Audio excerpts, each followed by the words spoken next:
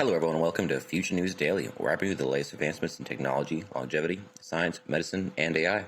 Today is Tuesday, January 31st, 2023. Don't forget to like, subscribe, and hit the notification bells. With that being said, let's get started.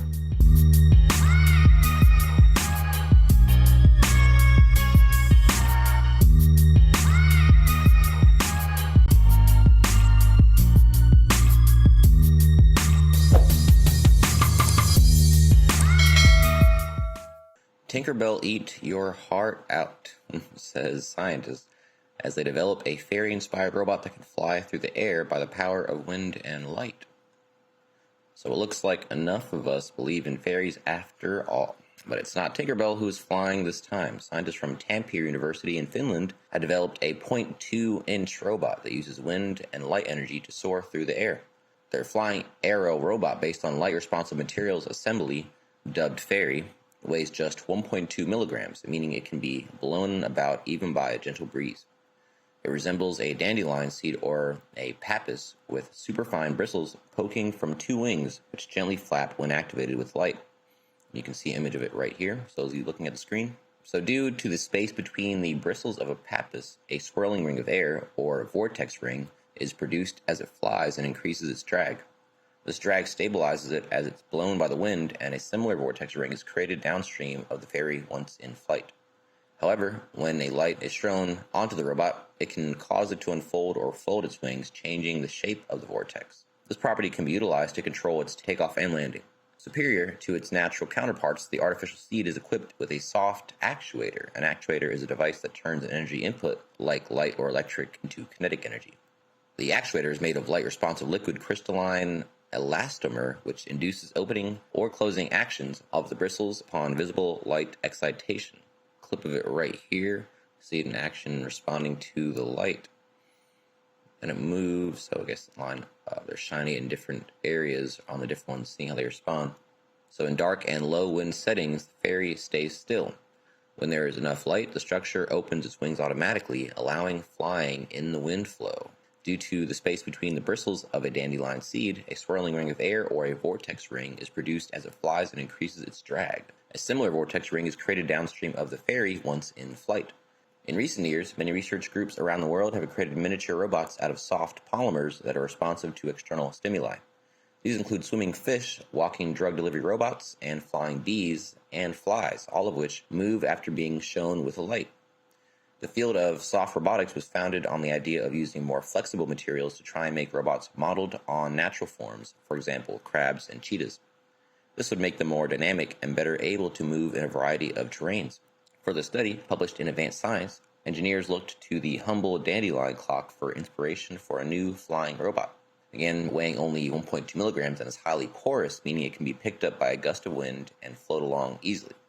I'm not sure what the use cases are yet for this, but I'm sure they've already thought of some. The vortex ring it produces allows it to travel over long distances using just the wind. So the fairy can be powered and controlled by a light source such as laser beam or LED. Its actuator converts light energy into kinetic energy, moving the robot's wings and enabling it to change direction while flying or control its takeoff and landing. The researchers now hope to improve the robot's sensitivity so it can be powered by sunlight as well as that from a laser or LED. They will also scale up its size to about 4 inches or 10 centimeters so that it can be used to carry microelectronic devices such as GPS receivers or chemical compounds. The robot could one day act as an artificial dandelion seed loaded up with pollen and steered towards plants that need it. So it sounds like science fiction, but the proof of concept experiment included in our research shows that the robot we have developed provides an important step towards realistic applications suitable for artificial pollination. And this is said by Dr. Zhang, who led the research. This would have been a huge impact on agriculture globally, since the loss of pollinators due to global warming has become a serious threat to biodiversity and food production. Very interesting article. I haven't seen anything like this before in anything that I've read, and I've already been through hundreds of the articles. Shows there's still new things coming up every day.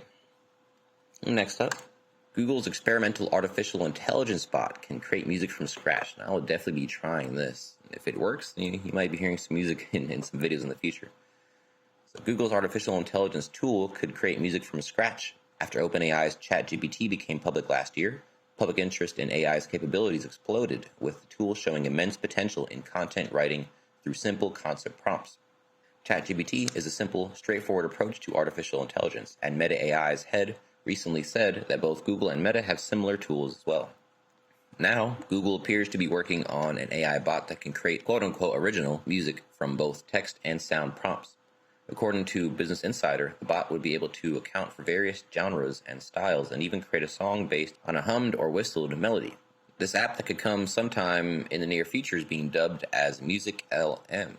The information about Google's AI bot was made public in a research paper released on January 26, so only a few days ago, described Music LM as a, quote, novel generating high-fidelity music from text descriptions that generates music at 24 kilohertz, but that remains consistent over several minutes. For instance, Google gives an example of a richly written prompt to generate music.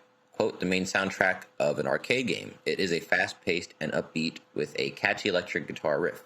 The music is repetitive and easy to remember, but with unexpected sounds like cymbal crashes or drum rolls. Another prompt said the following. A rising synth is playing an arpeggio with a lot of reverb. It is backed by pads, sub-bass line, and soft drums. This song is full of synth sounds, creating a soothing and adventurous atmosphere. It may be playing at a festival during 2 songs for a build-up. You may hear the samples on Google's GitHub page if you like. In addition, sequences of timed text prompts can help create the specific structure of songs, supported by a library of sounds and other AI prompts that are sourced from art archives. Google's GitHub account has already shared 5,500 music text pair dataset known as Music Caps, highlighting how AI-generated songs are made.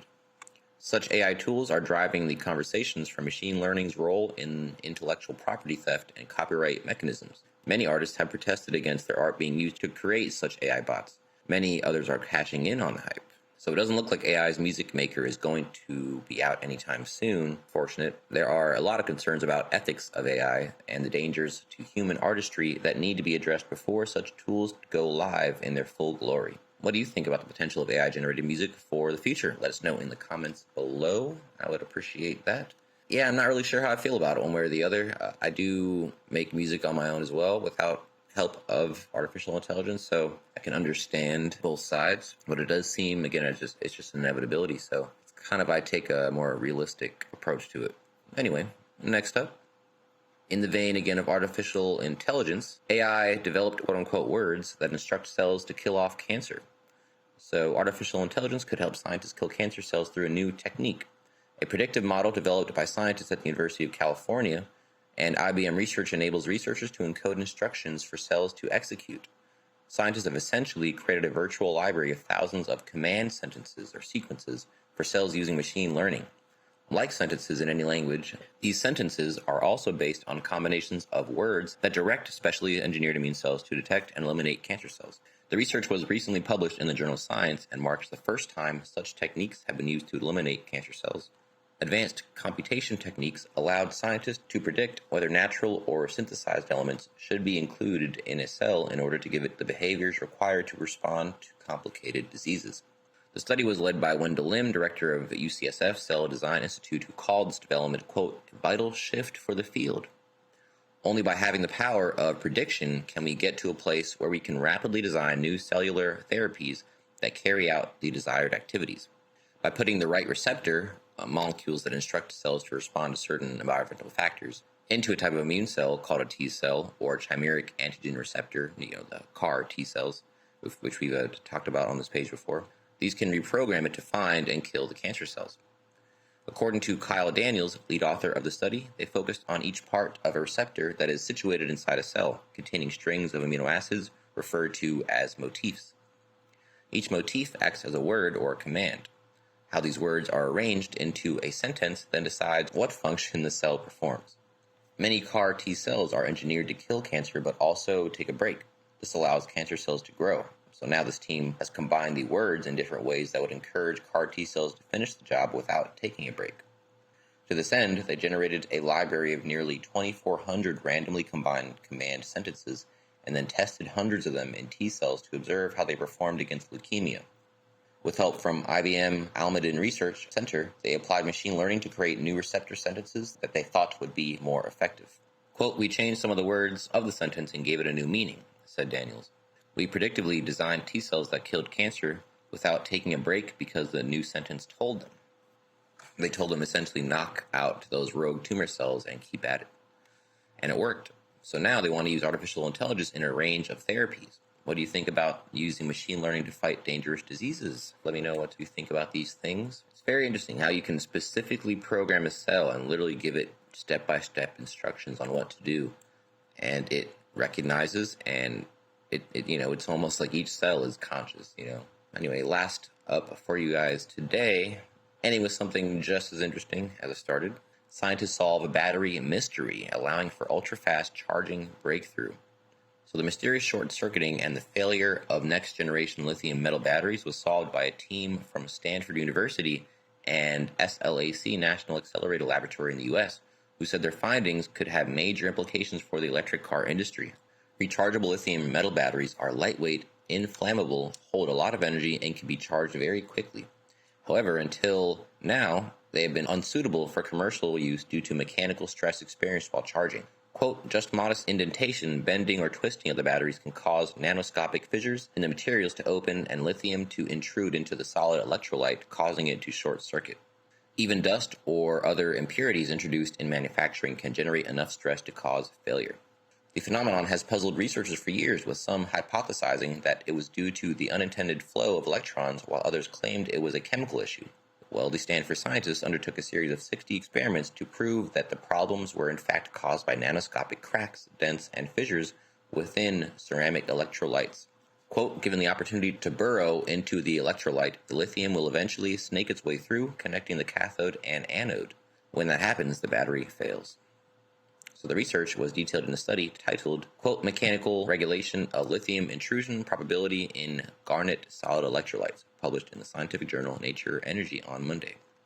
So a very quick article, just getting the info out there, but this has huge implications. So this might even, I know there's been a lot of different companies trying to solve this problem right here. This one study might single-handedly, bankrupt several companies who have these concept cars that are trying to work around this that they might have just solved. So we'll wait to see if that's become, with, like, for example, these hydrogen cars with these swappable packs, or any other type of electric car that is, not lithium based.